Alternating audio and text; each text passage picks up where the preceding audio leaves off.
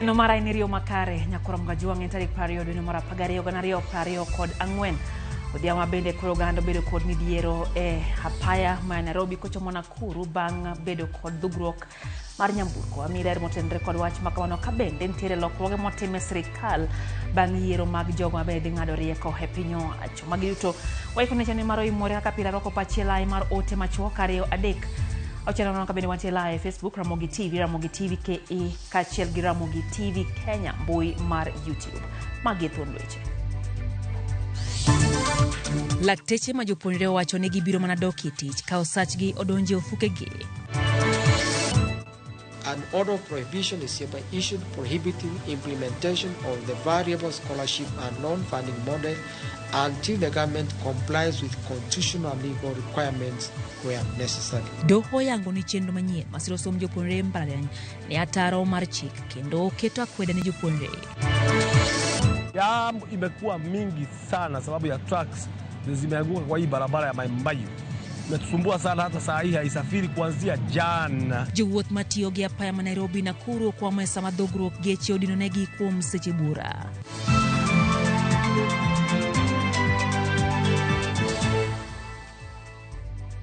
Machiegni nyakoro mgajuang chenro ni mar Oimore hero kamano kuom Ramogi TV mar weche manyien waikore yo makare mano ni weche gi ochopo ni e yo ma owinjore. Wan gi jalok mara Belinda Diambo nyinga Lydia Okeyo. Machiegni Doho ma Milimani owito oko kido manyien mar siro som jopuonjre mabale mong'ere ni new funding model wera ni en ataro mar chik kendo kela kweda e kind jopuonjre. Ng'ado bura mar Doho ma Milimani Chacha Mwita kinde chiwo ng'eto makamano wacho ni kit somo no bende kelo peke chiwo hola mar HELB kendo medo ni somo en ting mar sirikal ma ok onego bed ni dhuro ne jonyuol kende. Cynthia Onyango nigi ler. Ng'eto mar Doho ma Milimani ewi kido manyien mar siro somb jopuonjre mag mbalariany koro chalo ma oketo ageng'a mapek ewi dhi nyime kod kit siro somo no ma oseyudo kwet mager kowuok kuom jopuonjre kod jonyuol. Jang'ad bura Chacha Mwita e kinde chiwo ng'eto mare owacho ni pach jopiny ok ne okaw kendo ma en ataro mar chik. Implementation of the new funding model without public participation violated the principle in Article 10 of the Constitution.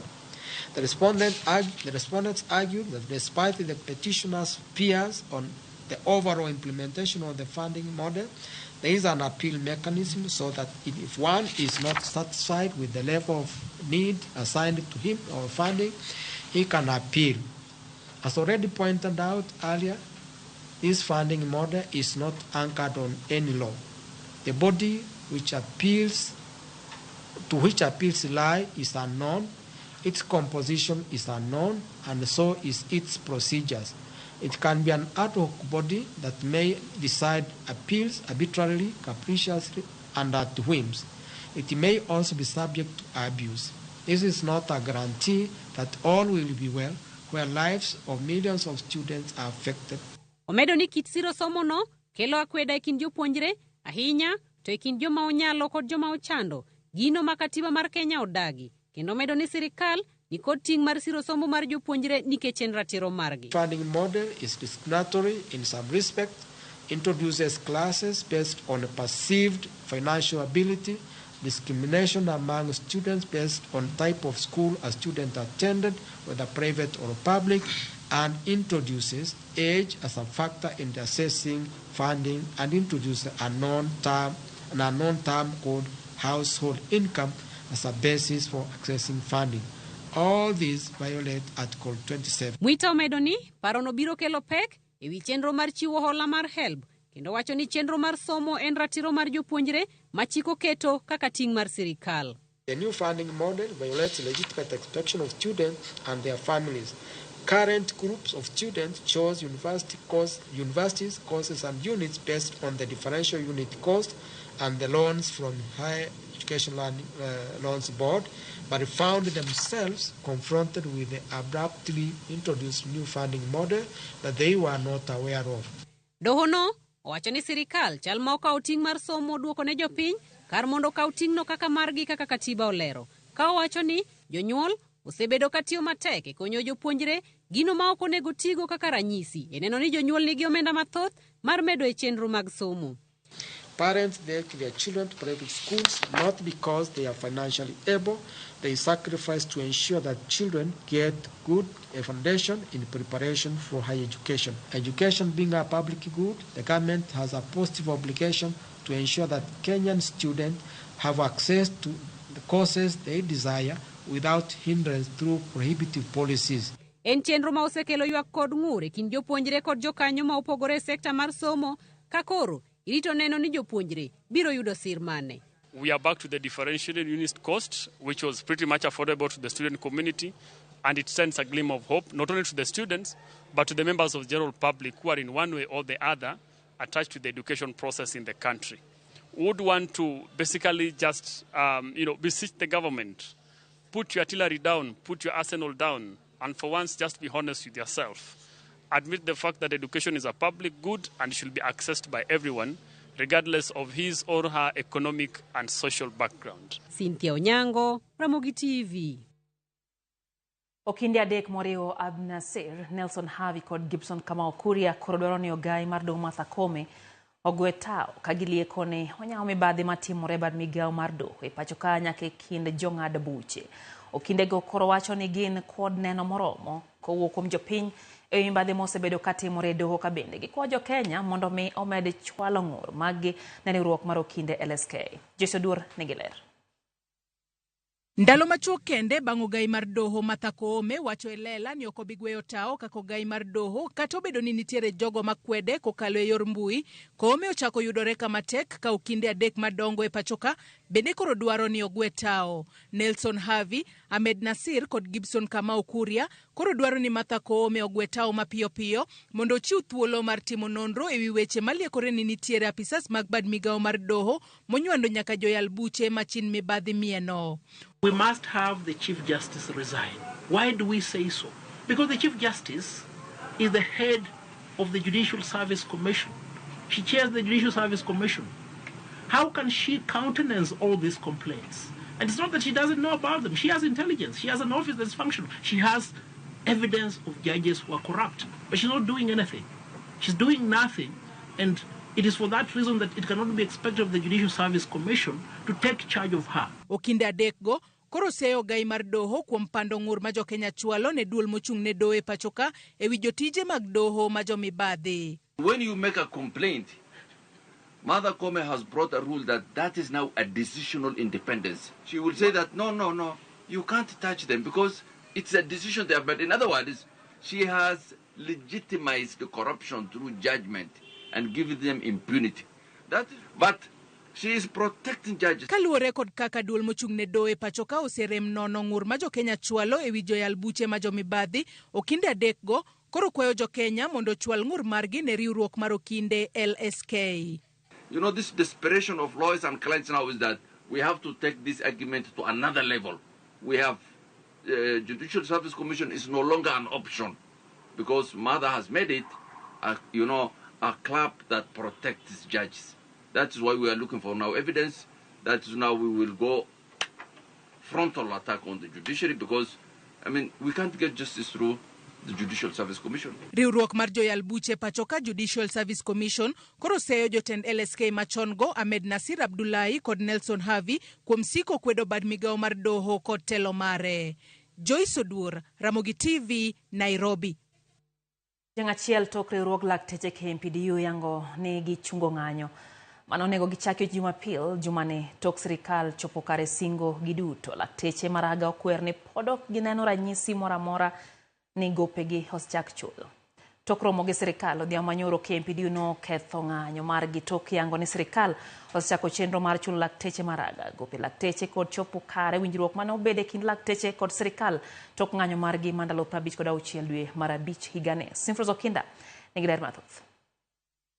Romo mane obagi odhiambo manyoro e kind sirikal kod riwruok mar lakteche KMPDU nyonyuolo lemo kendo miyo lakteche chungo ng'anyo mane gichano bago chakre Jumapil mabiro. E romono lakteche nolero ni gisewinjore kod sirikal e weche adek madito mane gidwaro resruok kamoting'o chulo gope lakteche, chulo lakteche maraga osara kaluwore kod winjruok mar 2017 kod chopo singo e winjruok mane obedo tok ng'anyo margi ma dwe mar abich higani. Intern doctors ichulo kaka CBA 206 kaka nwawinjore. Pesa ma duok piny jakorowe. Gopewa mane sirikal nigo 50% margi nochako donjo ne doctors mantie Kwale to gi doctors moko chako yudo kawuono. Dakteche mosebedo ka ok bed promoted kuom ndalo mang'eny, ministry no promote. Dakteche mapuonjore bende obedo ochulnegi fee. Ataro mar gima Davji wacho, lakteche maraga okwede nyaka sani pok gineno ranyisi moro amora ni dhi chulgi silings 206,000 kaluwore kod winjruok manobede higa mar 2017. E oboke mane Ramogi TV oneno, riwruok motelo ne lakteche maraga olero ni nyaka sani onge omenda kata ranyisi moro amora ni omenda no chak chulgi, ka gilero ni gibiro mana dokie tich tok omenda makamano chopo e bengi margi. KMPDU koro singo matiyo gi chuny achiel ne sirikal ka gikwayo Jo-Kenya duto mondo ondikre e bwo okoma mar SHA. Gigeno ni achiedh nade masani nitiere kumano biro rumo. To wanyiso jopiny ni ber ka sani mondo ji o register.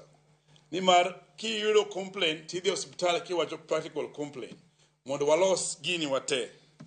To wakwayo sirikal ni mondo boyaw wach mar twak mondo ji olos gini. Ma ok okang' mokwongo ma lakteche chungo ng'anyo tok bedo gi lalruok kod sirikal. Geno mar jopiny kata kamano en ni winjruok manyoro nobedo biro bedo giko mar ng'anyo ma lakteche osebedo ka bago e pacho ka. Mambo yote yatapita lakini chama. Simfros Okinda, Ramogi TV. Jatend migao manyien mar arita Kipchumba Murkomen ka apis kaluwore gi lokruok manotim kod jatend piny Kenya William Ruto chieng' tich ang'wen jumane. Migao manyien mar arita Onesmus Kipchumba Murkomen okaw apis ayanga kaluwore gi lokruok mane otim kod jatend piny William Ruto e buch ten migepe mare chieng' tich ang'wen jumani. Kipchumba ma osebedo katayo migao mar tuke koro dhi dino e yo mongirore fuok mane owe thuolo kod Profesa Kithure Kindiki tok jatend piny wale ka jalupne ka osingo mar chiwore ne ting' makamano. For those who are driving, traveling to every part of our country, please let's observe traffic rules and make sure that we make the work of our officers, whether in the Ministry of Transport or in this ministry, lighter as even they go about to facilitate your movements across the country. Maonge ketho seche, Murkomen osingo ne oganda jo Kenya ni arita margi ber to moloyo e kindegi mag nyasi mag Christmas kaachiel kod puoyo ogai mar jotend migepe Musalia Mudavadi kuom tayo migaono e yor kojolo. Let's observe the law. Let's drive roadworthy vehicles. Let's also carry the required numbers of people. Let's also drive in the required speed. Mheshimiwa Rais alifungua ukurasa mpya katika mambo ya uongozi baada ya uchaguzi. Akaleta watu wote pamoja. Mimi ni kwemu ndani yao, si ndio? Hata baba, si ndio? Hata juzi Uhuru Muigai Kenyatta akaingia ndani.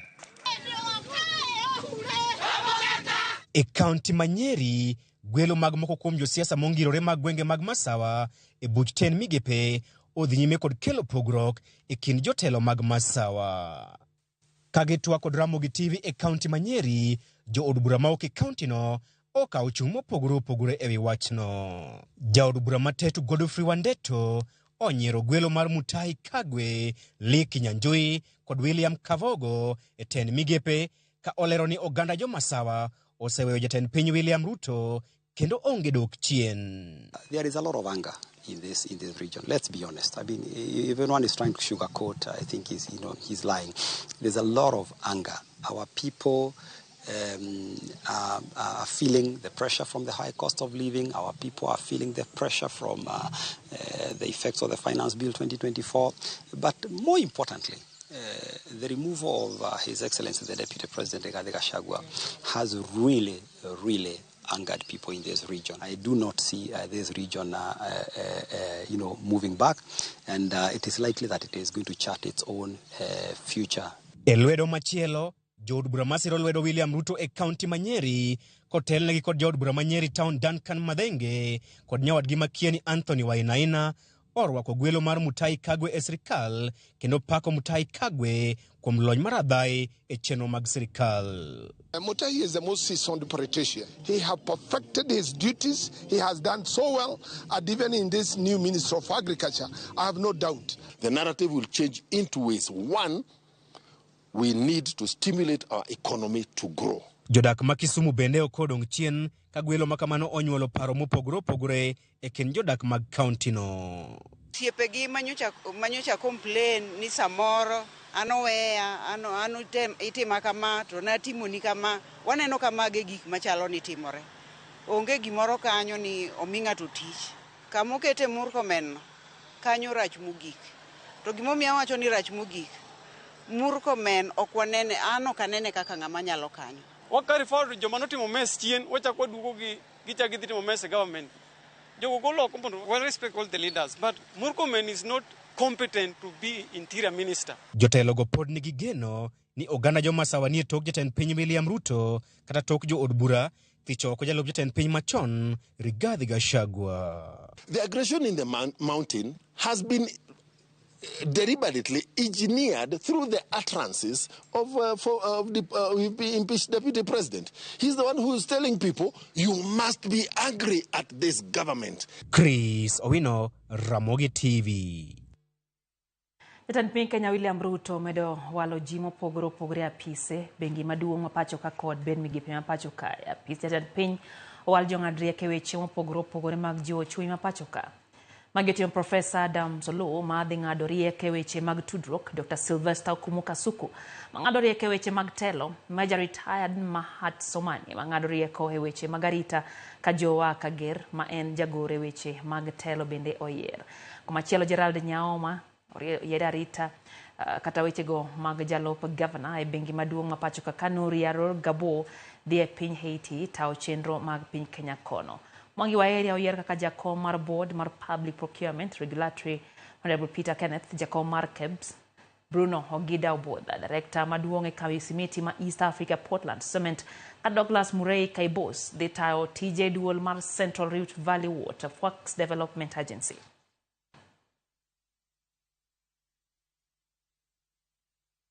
Machielo jaod bura marangwe Lilian Gogo kod report mayande ogol kod auditor general ewi mibadhi e kar chung od bura marangwe. Gogo wacho ni od nindo mogere skund nyiri masumbi tingo jopuonjre 200 opogore gi jopuonjre 120 ma oyange report mar auditor general. Bende ochiwo ler ewi nyiepo mar mabede ko wacho ni ne ginyiewo mabati gauge 30 kar nyiewo gauge 28 kalore ni gauge 28 ne ok oyudore. Dormitory no koga ne nyithindo mar 120 kaka auditor wacho. Nyithindo 120 dhi e ot dormitory man gi piny. Kokete gi malo to ok nyithindo ma dak kanyo oloyo 200. Mano en discrepancy motelo e wach mar asumbi. Recommendation en mar gauge 30 mar mabati. Gauge 30, gauge 28 ok yudore e dukni wago dukni wa machiegni go. Ne dhi chuno gi ni mondo gi order gauge 28 from the factory, and that was also going to have an incurred extra cost mar transportation mano kobedo included. That is one of them. And I think it was resolved that oti gi gauge 30 on all projects constituency. St. Joseph's Bakita no kowinjo gere gorofa. St. Joseph's Bakita ni gere ot mapiny to mane manogere. Orero Boys no kowinjo gere gorofa. Orero Boys no winjo bed ni gere dormitory mapiny to mane manogere. Kendo adwaro ni mondo ashwa jorangwe te ni onge kamoro amora kan MP marangwe mamibadhi dhi bedo rangwe. Dakika na paga boro bang sadek marotieno chendo eno Oimore hero kamano kuom medo kete mana Ramogi TV. Brother Oyongo Evans wacho ni nitie maponditi Nyakach min gi Rose Oyongo kod brother Oyongo Evans mar Kanyamfua Palakara Chuonyo wacho kanyo ni entie kodwa e chenro miano kanyo ote mano moor kae gi James Onyango. James wacho kacha ni osechekin kendo entiere kodwa e chenda achiel kachiel kar mano kwayo maber mar Christmas na johera mag Ramogi TV duto. No bende ote mar Jayalo Ogola wacho ni en Jayalo kowuok Ndhewa Ligodho osedonje e yo makare ma Sinyagaya wacho ni Kisumu Nyamasare wacho gichopo yo makare. Bill Freddy Ogola Suna wacho kacha ni entie kodwa ko mos na Mrs. Margaret Okelo Akinya Lwal Valgi Elizabeth gi joka maende duto ka mos mag Bill Freddy. Mwalimu Faith Mzomo wacho ni higane sirikal ni loko gik moko ndi wagione gede chako higa manyien ka Nyasaye oyie gi Sober Minds kaeto wacho ni Ramogi TV loud and clear enti Nairobi mora hinya gi chenro mar Oimore. Nano bende Monica Kumu wacho ni enti kowuok nyakach pacho Ramogi TV chopone eyo makare puoch gi pak kuom neno ni weche gi chopone eyo makare ahinya kachiel gi oganda joluo. Wacho ni new funding model mar kuonde tiegruok onego wite oko kabisa kata wacho ni kik giwach awacha to giwite oko kabisa nikech en gino Monica wacho kaja nosebedo kakela kwede ne jopuonjre. Clifford Ferdinand kantie county 001 Jonah Baki ntie Siaka Baba, Steve Otuge ntie Europe Kisumu, kaeto Gada Florence bende ntiere kod Wakoya Nyahera wacho ni Merry Christmas odhine Kanyanga family te kod Maslin Manga kod Alphas duto gimora hinya gi chenro ni udhia makawuono. Na mendo tisnya kwa nyawade kantie Sindo Mwalo ayo matin mwalimu Jal gi mwalimu Bernard kantie Migore kachiel gi Mikaya gimora hinya gi chenro na Mandela Oniala wacho ni en bende kaka pile osechope chenro gi familia mare usiepne Pastor Jesus Okodo Osino Wood Mary Mandonyo Nyasindo yuto ikete Ramogi TV bena Masonko Mikai Kiloki bentie kod Wakacha huyo matin maino Oimore hikidi mabor. Riwruok moro dhial kuom tije mar kedo ne ratich jomanyiri kod mine e kardak Makibra e kaunti ma Nairobi. Royal Mabati Factory Limited. Sani wan kod yor chudo ma itimo mos. Chul deposit mar atamalo 40 mondo wakoni mwandu ma inyo kodwa odiochieng'no nyaka kama intie.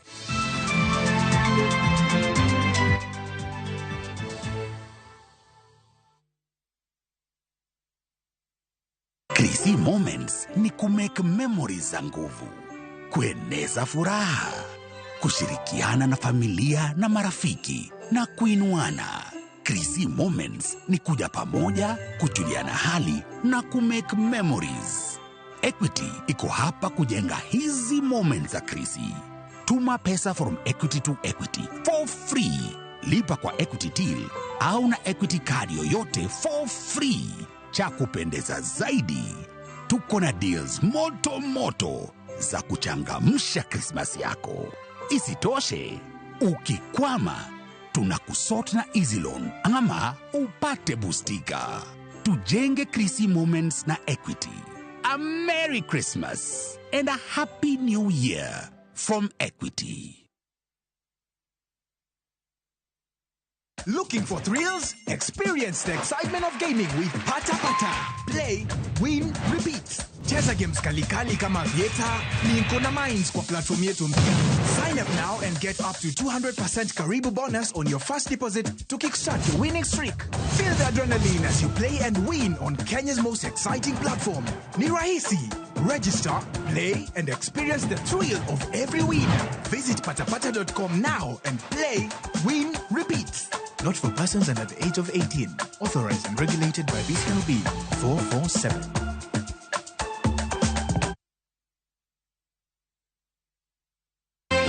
Moruru, Christmas ochopo. Kinde mag sikuku ochopo. Yud more kinde nyasigi gi mich mag sikuku kokalo kuom Ramogi TV. Inyalo bedo jaloch mar siling 5,000 pile ka pile. Chakre tarik 16 nyaka tarik 25 dweni mar 12. Sikuku yot. Mokwongo, ket wang'i Ramogi TV to QR code biro nenore sa asaya.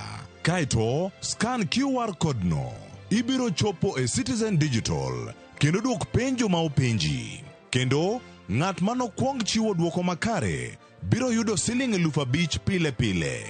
Mano kaka wakelo ni more kinde ni. Koro, podi ritang'o. Scan code no. Jibambe ikrisi kod gik mabeyo mag nyasi kwa Ramogi TV.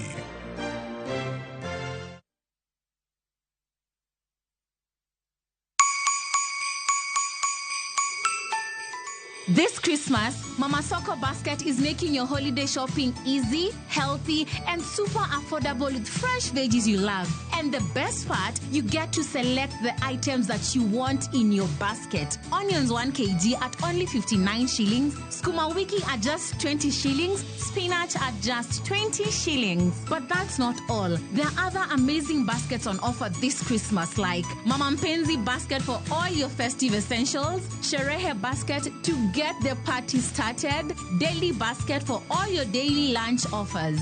Dial 487*5# and select your items and buy straight from your phone. You'll get a code sent to your phone, then pick up your fresh goodies from any Quick Mart supermarket near you. Super easy, fast, and so convenient.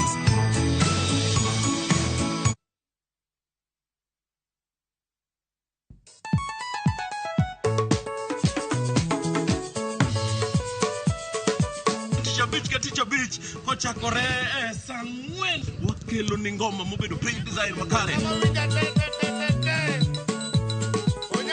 Ramogi TV, Biro Kanyakla Kachil, Ramogi Radio, Kamabende, Stimariwa Record P.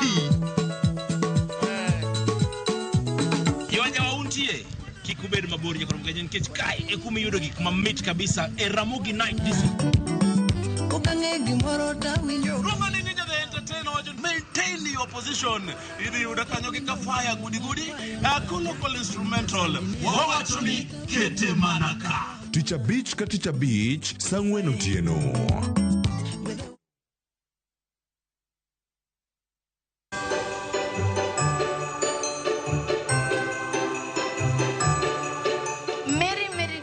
Nyithindo en odiochieng' ma jaber kendo maduong' ahinya ma ji duto te e piny kae odhialo. Adwa nyisou niya, beduru mamor kod familia maru, to bende rapar ma kuma en niya, meduru luoro jonyuolnu nikech gin ema gimiyo un e piny kae.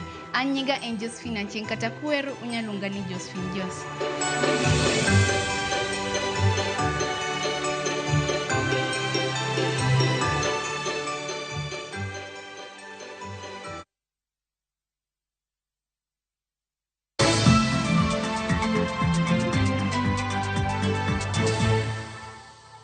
Machiegni kendo nyakoro mgajuang chendo eno Oimore wadhi mbele gi weche manyien.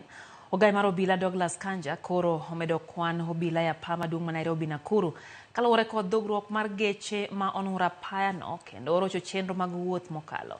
Kendo obila bende olero ni oket ndek kalapapla mamedo jiwo chenro matieko wach dhugruok mag nyamburko ya pano ka bende okwawe geche ni mondo luw chike mag apaya. Ajafom marwa Eriko Wengalero jowuoth nomuke apano kuom seche mathoth. Seche makoro oganda buora dhi nyime gi safar mar chopo pacho mar roko anyuola margi e nyasi maduong' mar sikuku. Chenro mar wuoth nong'ikni mokalo e apaya maduong' ma Nairobi Nakuru, apaya ma bende gie sani odich mokalo.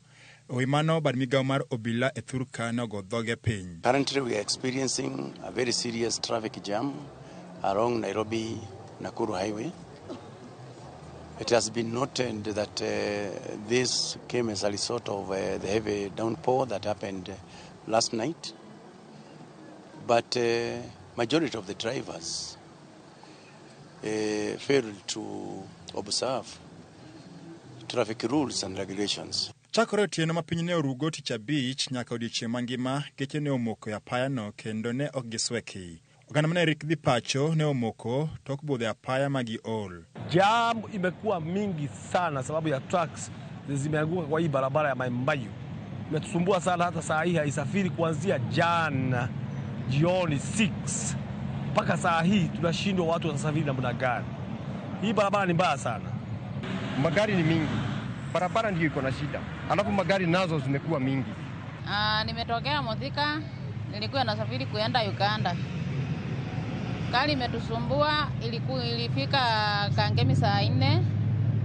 Ikalala hapo, tumetoka saa 4 Kangemi, tumekuja saa hii hapa sijui ni wapi. Mpaka saa hii tutasafiri, tumenyeshewa usiku yote. Rironi mpaka Limuru nimekaa about 1.5 hours. Unaonekana iko na the road is very busy. Kuna watu wengi, kuna wasafiri wengi sana. Kuna watu wengi sana wanaelekea pande ya huku juu. Lakini la muhimu ni tufike salama, be safe. Jatend obila Kanja sechego bende nogolo chik ne obila ni otim piyo kendo neni apayano oyudo fungruok. They created unnecessary traffic congestion on the roads to the extent that free flow of vehicles has been interfered with. Otherwise, for now, I've called upon all police officers to get out in big numbers and ensure that that road has been cleared. Bad migawo mochung'ne apaya madito e pacho ka mangima Kenya National Highways Authority kokalo kuom jatend tije mare Medusa Kelvin Ndung'u koro riedo apaya ma onego jowuoth otigodo gie sani mar chopo pacho piyo piyo. Mimondo jowuoth ogeng' deko kata moko e jamno, duol mar Kenha koro kwayo gi mondo giti kod apaya ma ok Naivasha, Njambini nyaka Olkalao, kochomo Dondori, Lanet nyaka Nakuru. Apaya machielo mayot en wuok flyover Njambini nyaka Olkau, kochomo Dondori nyaka Lanet nyaka gichop Nakuru. Ka apaya mogik machielo mayot tiyogo ne jowuoth kendo onge jamno en mano Mangong, Suswa nyaka Narok, Mau Narok nyaka Nakuru. Kanja nokwayo jowuoth ahinya to weg geche mondo luw chike mag apaya kindeni. Road users, especially the motorists, please let us observe our traffic regulations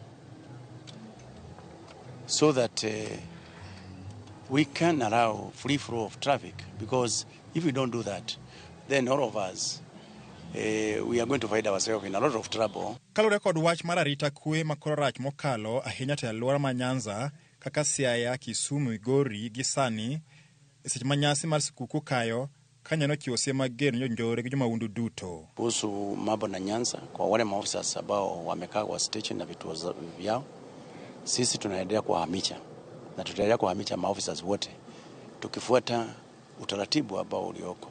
Ni kweli maofisa wengine wanaweza kuwa wamekaa kwa muda, lakini yote tunashughulikia na tukiweza kuwahamisha na kupeleka wengine wapya. Eric Owenga, Ramogi TV, Nairobi.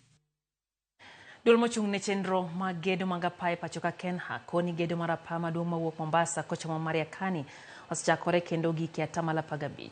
Tend Kenha mano timo limbe apaya migere Mombasa kod Kilifi koni gedo mar apaya no mabiro muonyo omenda maromo siling bilion 15 biro kelo fungruok ne weg loche magolo mwandu e wath Mombasa masane kale midhiero mar dogruok.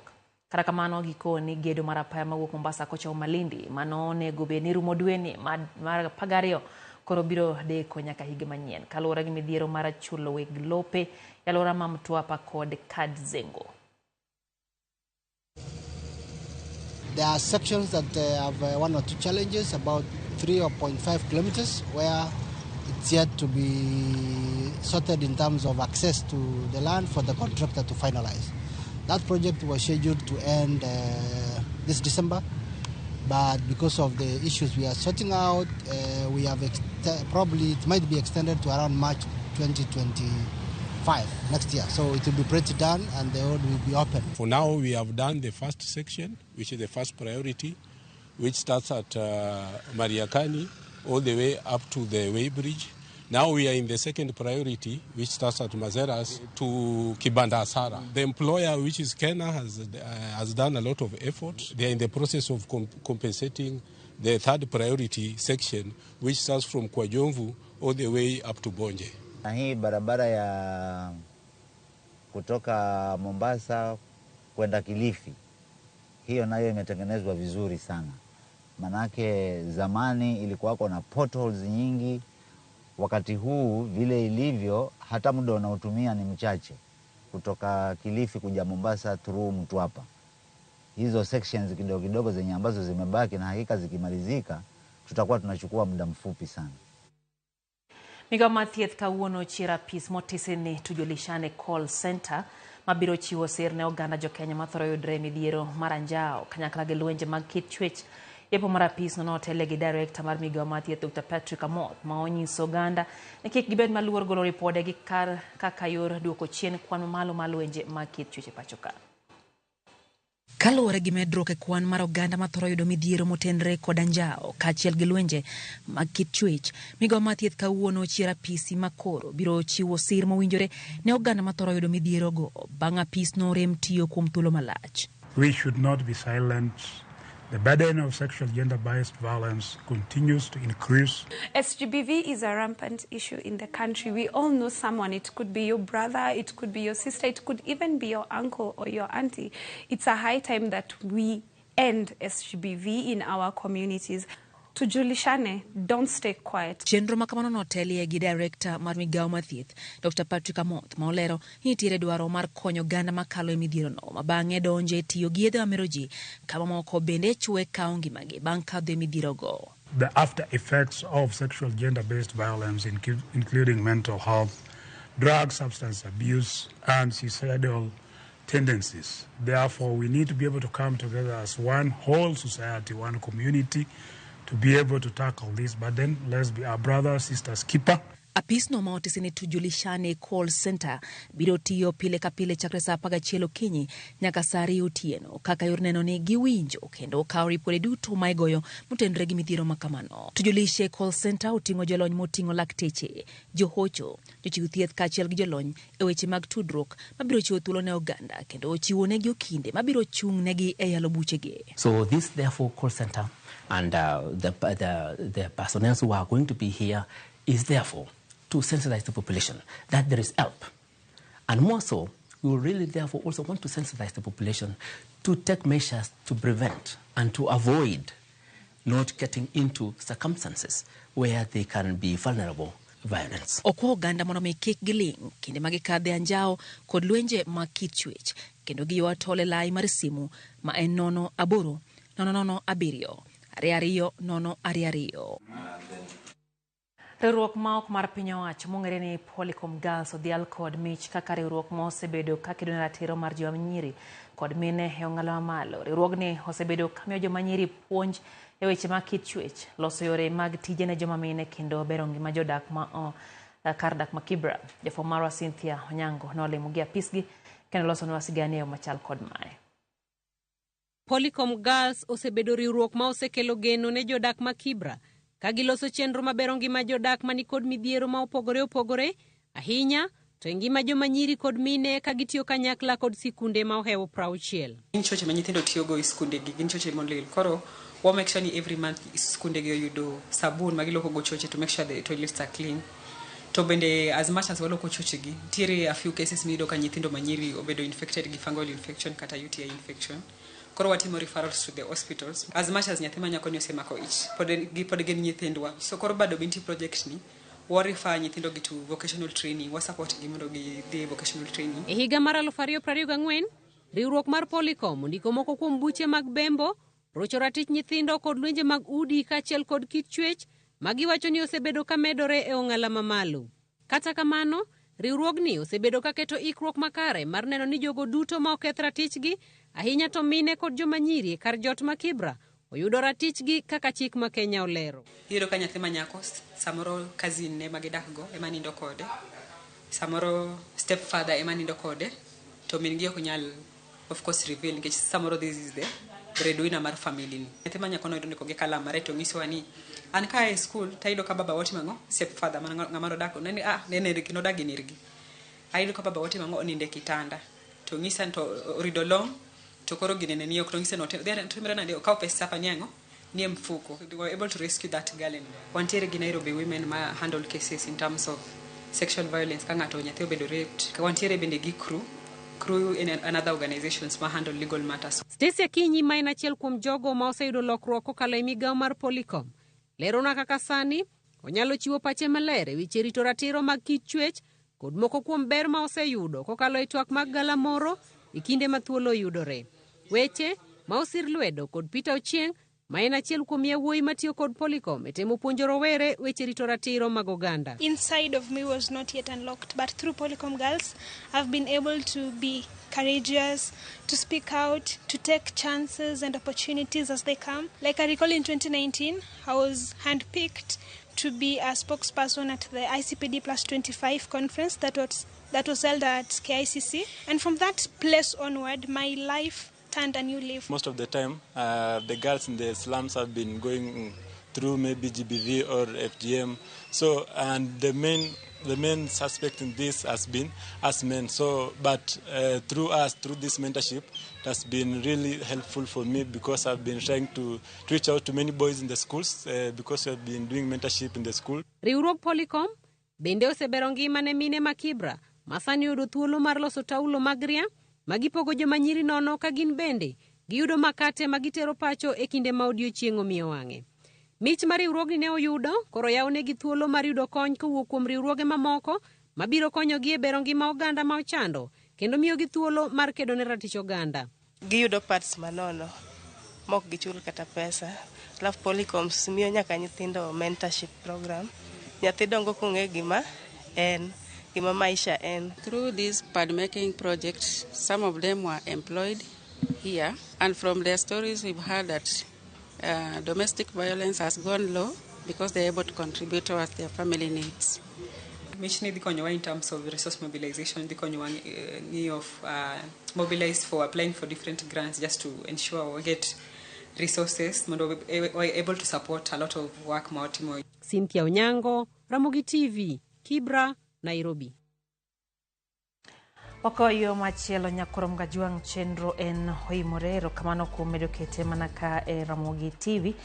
Eno ka ochingo mwaka ntiere kaunti ma Kisumu wacho ni en gi wuode Jeremiah Sabato gi koda repe mag geche mondo mi oluor ane kata oluo weche mag discipline mag ndara kik gi overspeed kendo jok ma osebilo gik mag olos gi lwet dhano kik riemb geche kaeto wacho ni odhi e Christmas kendo waduok ka wangima oganda duto okone gi hai maber mar Christmas. Pastor George mar Lord Jesus Fellowship kachiel gi Pastor Elizabeth mar Bongbulo Church kata gi Gen Z wacho ni gimoro ahinya gi chenro mar Oimore kamano nyako kit Ramogi TV.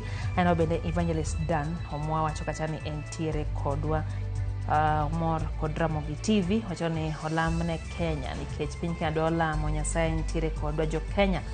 Pero kamano ahinya gen kanyo gi Bishop Mike Omune kod nyamin gi Jackie Akinyi Omoya kantiere chudo.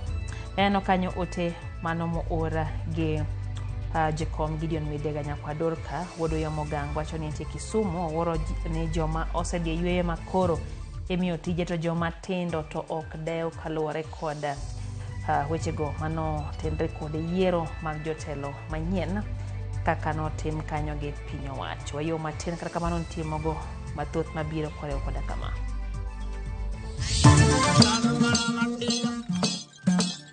Jonyatiti machone kaunti ma Siaya mochiro thumno kagipuonjo rawere goyo nyatiti. Royal Mabati Factory Limited. Sani wan kod yor chudo ma itimo mos. Chul deposit mar 40% mondo wakoni mwandu ma inyiewo kodwa odiochieng'no nyaka kama intie.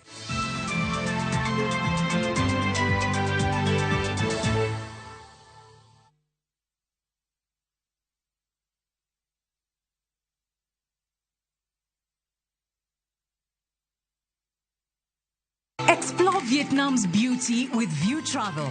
Enjoy the Hanoi City Tour, an overnight cruise in Ha Long Bay, thrill at Ba Na Hills, and tour Ho Chi Minh City, and so much more activities. Our 9-day adventure of Vietnam starts from $2,445 USD per person sharing. Angukia deals moto na View Travel. Book your dream Vietnam holiday and lipa pole pole. Visit viewtravel.com or call and WhatsApp 0703 254 254. View Travel. Dream, explore, discover.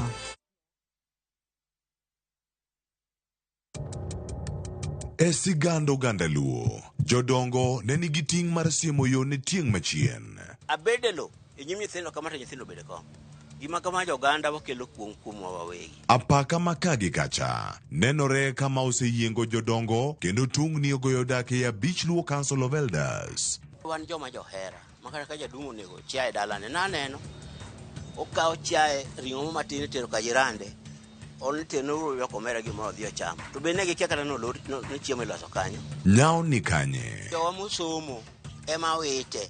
Wadwan waduok gini mondo wan be obed go ganda. Uneno kaka Masai orito marge ka. Tudrigi Jo Juma esigana makende mar ting jodongluo.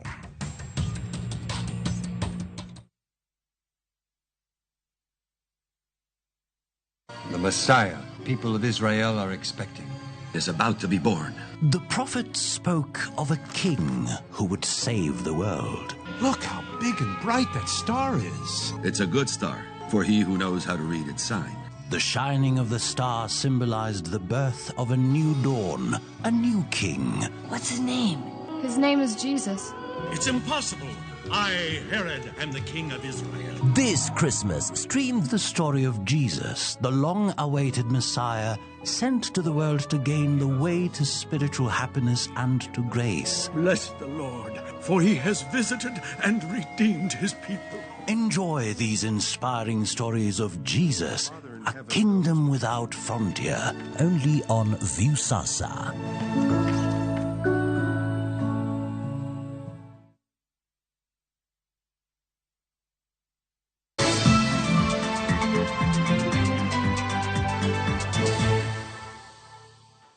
Nyakoromo gajuang oganda luo nong'ere kaka jogo mane jonyadhi kendo jogo mano hero mor e kinde mag nyasi moloto kane nitiere weche mag keny, liel, timo rapar kata budho welo e yo moro amora. Thothne budho ma kamago ne rito gi thumbe luo kamoting'o roto, ohangla to kod nyatiti e kind mamoko. En hai marach ni thumbe machon kaka nyatiti sani osechako nimo kama en ranyisi makende ni kitgi kod timbegi kaka oganda luo bende koro chalo ma osechako lal.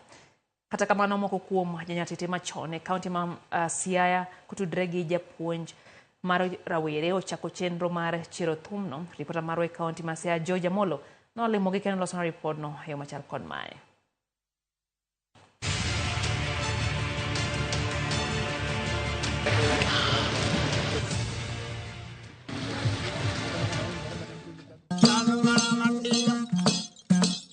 Thum nyatiti ne humbera rieya kendo jogo mane goye bende ne thoth e higni machon, to kata kamano luoro nitie ni ka ok ong'i malong'o to thum nyatiti kidek lal marum chutho nimar jok ma pod goye sani koro tin.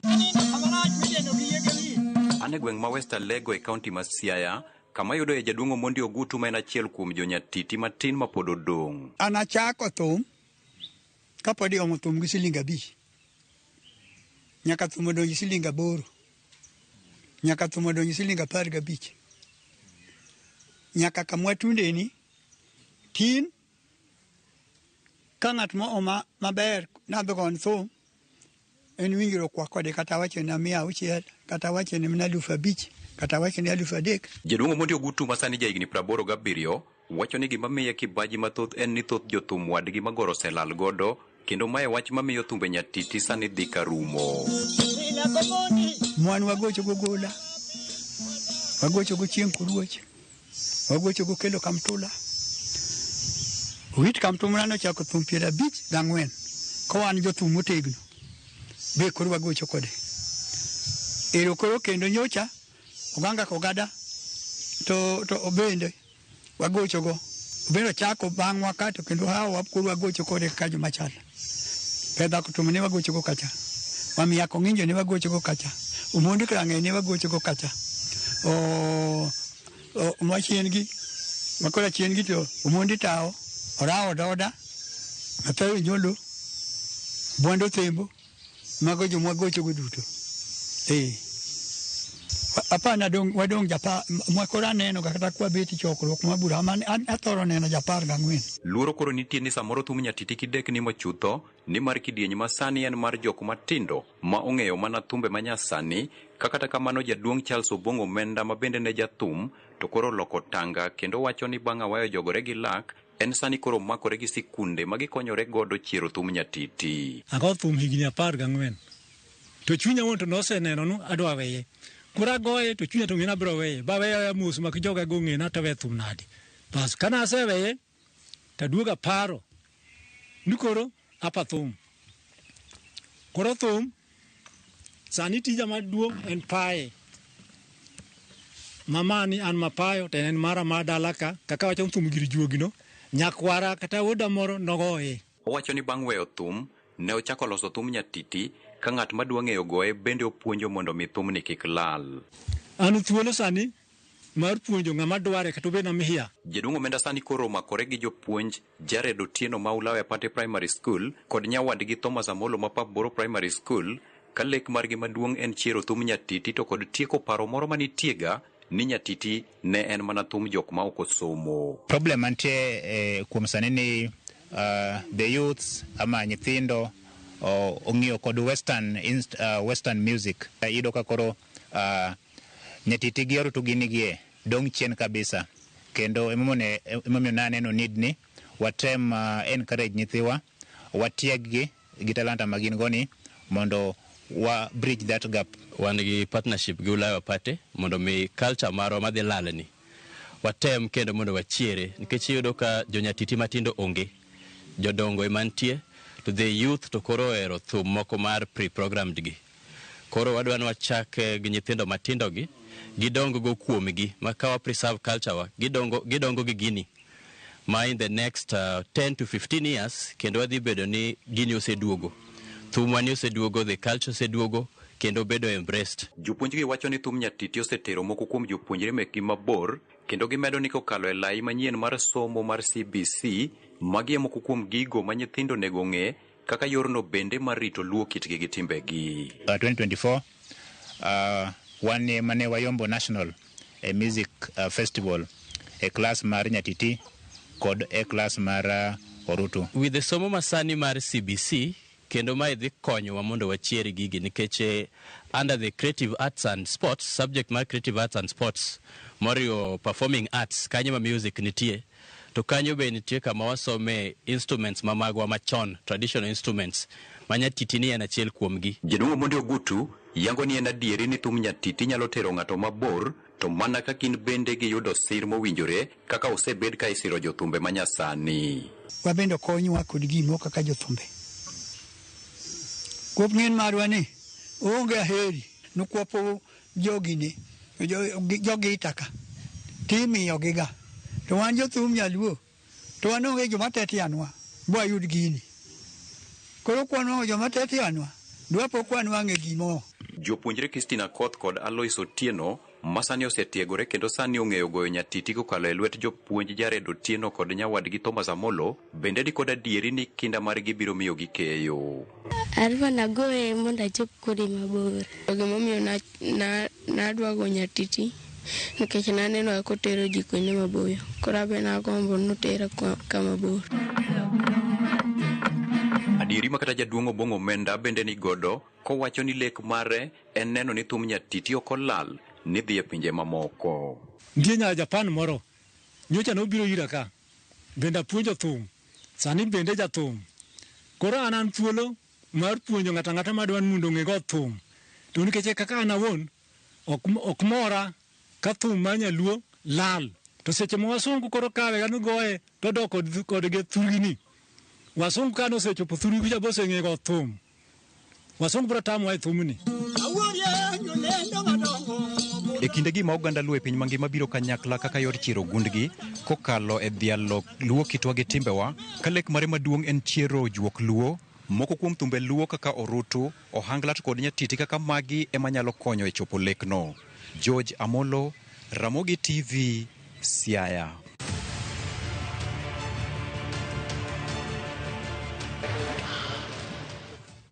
Kwethwa kain mawuok e dho wath Orore kar chung'od bura ma Suba South e kaunti ma Homa Bay ochako chenro mar pith rech ma itimo e cages e nam Lolwe. Gidwaro mondo mi gitiek pek moko ma joma mine mantiere sekta ma lupo osebedo kanene dho wedhe moluoro nam Lolwe. Wakeni wacho ni pith rech ma gitimogo bende biro medo mijing'o ne jowetegi ma osebedo karado gi midhiero mopogore opogore e nam Lolwe.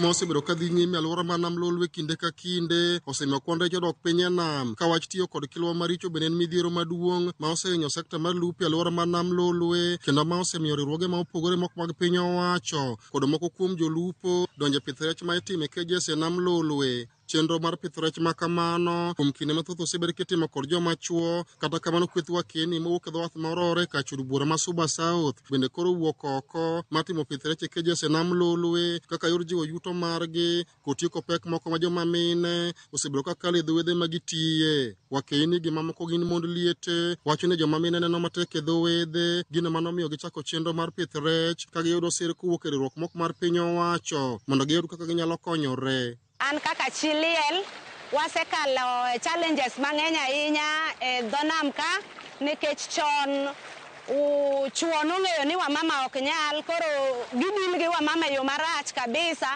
nikech gidwaro nyaka nindo kodwa because of nikech rech kama kiyud rech kaka wan widows waneno malit nikech idonje tuo ma ok ni chano because of chiemo mondo mi nyithindi chiemo.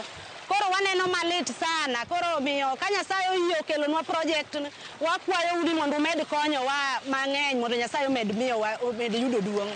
Wakeni giwacho ni kuom higni mathoth joma mine manitie sekta mar lupo e alwora ma nam Lolwe ok osebedo gi yot kendo ne ok yienegi bedo kata kod yidhi mag-gi kendo sani koro giyudo fungruok maduong' bang' chako chenro mar pith rech e cages ka gitimo kod joma chuo e alwora mar nam Lolwe. Nokoyienwa dhi e nam nowene chuo. Koro ka wan kaka mine, clan machon ne wacho ni dhako ok nyal idho kata yie, ni koidho yie no ok dhi yudo rech. To nikech sani ngima masani oketo mine nyalo kata kaka chuo. Mine nyalo moloyo chuo. Nikech sani endi ohala ni okelne mine, wayudo yot mar yudo chiemo, wayudo yot mar kata kaka wanyalo yudo pesa. Nyithindwa dhi skul e yo mayot kokalo mana kuom ohala ni. Kata odoko ni mine gi matimo pith rech ke josenam lulwe mabende giwacho ni oseloko ngimagi, to gikwayo sirikal kod migepe mamoko mondo yoser gi lwede tich magitimo no. Nyaka ne wachaki waseyudo ber nikech wasekeyo mokwongo, ne watero rech e chiro, ne wayudo ohala kendo wapogore kaka mine. Nyithindo no dhi skul e yo mayot nikech ohala cha ne wapogo, to nyinyo ne wachak wakawo godo fingerlings waduoke nam ka. Chien no kanyal yudo pesa manyalo chulo school fee, to kokalo kuom ohala ni na chulo school fee ne an gi nyathi mane ni e form 4, na chulo fee e yo mayot nikech ohala mana yudo ka ne wapogore ma nyathino timo penj mana ok oriembi. Alia Beach, Ramogi TV, Homa Bay. En thuolo mwakawo yo machielo nyakwara mgajwang' chenro en Oimore na singo kawo moko kuom pacho kaeno ka nentiere paro mogol gi oganda mopogore opogore koting'o kanyo Opija Kaeli wachakacha ni mano wuod Nyaseme entiere dala mar Miare e Yasembo Rarieda. Wacho ni osiepe kama oting'o Steve, Ostino Lo, Pedha, Barak gi Ostino Uma kantie dala mar Miare Yasembo kawo mos magi mag Christmas. Ramogi TV chopo malera nya dala kanyo kendo wacho kanyo ni jo Asembo mora ahinya gi Ramogi TV.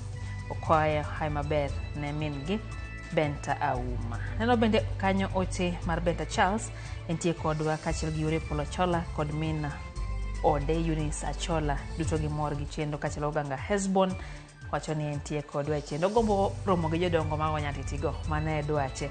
Oganga nyatudri achiel kachiel gi reporter marwa Joja Molo kati kichopo Siaya tang'eni jaduong' yudo yot ahinya kichopo Siaya kanyo. Ayo matni kendo ma en chenro mar Oimore kidhi ambor oduoko kod mathoth kod magi. Piny Kenya osingo ni gibiro tieko gedo mag pewe motelo ne tuke mag chan. Royal Mabati Factory Limited. Sani wan kod yor chudo ma itimo mos. Chul deposit mar 40% mondo wakoni mwandu ma inyiewo kodwa odiochieng'no nyaka kama intie.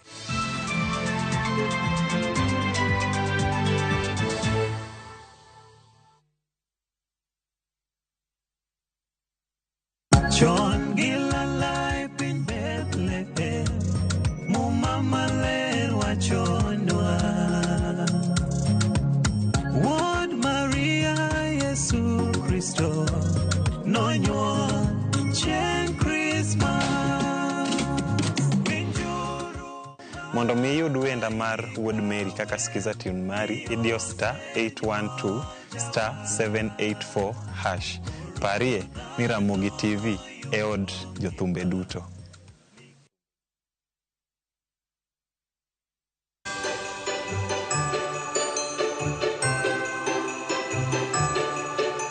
We wish you a Merry Christmas. We wish you a Merry Christmas. We wish you a Merry Christmas. Koya kuoma ana lori nyaka blagi team mar purgi ohala adwa na kaw kinde ni mar kwayo ni hawi maber mar Christmas.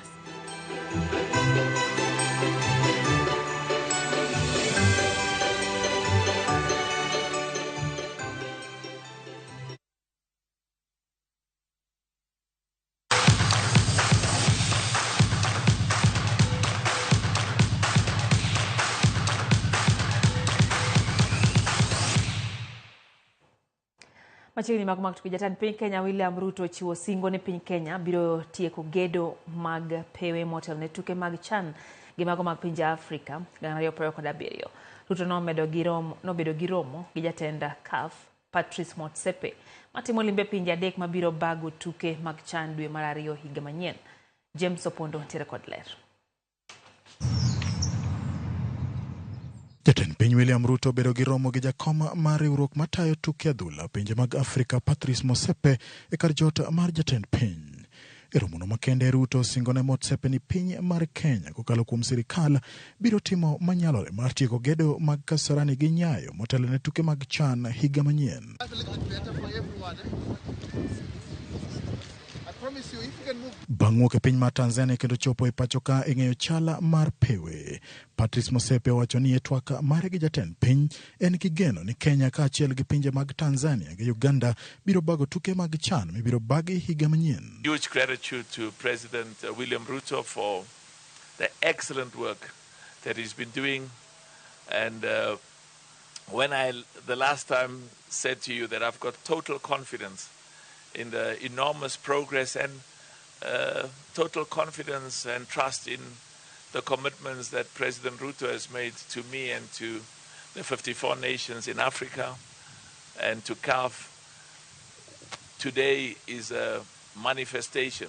Motsepe nolimo alap ma Kasarani gi Nyayo e limbe mane obedogo kaachiel gi jatend migawo machon Kipchumba Murkomen, jakom riwruok matayo tuke adhula pacho ka Hussein Mohamed kaachiel gi jakom mar komiti matayo chenro mag bago tuke CHAN gi AFCON Nicholas Musonye. But what makes me proud is with this level of commitment and passion to make sure that the stadiums, the infrastructure, the facilities, the training pitches are ready for February. I have all the confidence in the world that preparations for the CHAN, for the CAN, the AFCON in 2027 will be equally successful. So jatend migawono machon mar weche tuke Kipchumba Murkomen olero ni sirikal biro tieko gedo mag pewe kosingo ni Kasarani gi Nyayo gedo margi biro rumo kaka nochan.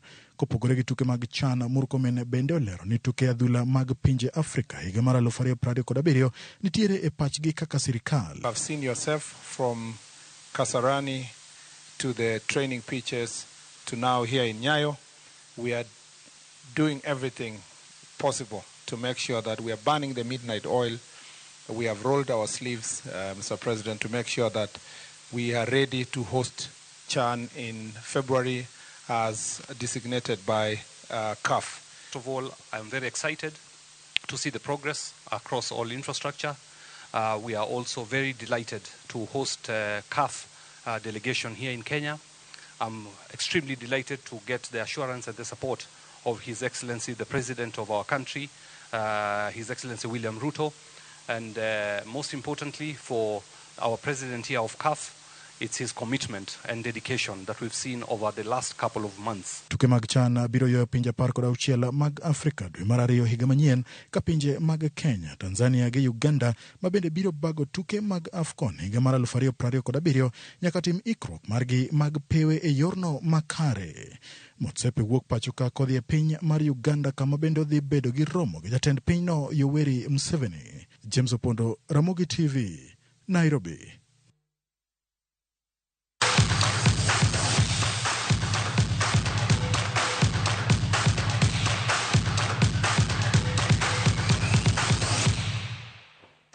Kanye motieke chendo maro Oimore nyakwarom gajongo sebedo gialo komaro Belinda Dhiambo nyinga Lydia.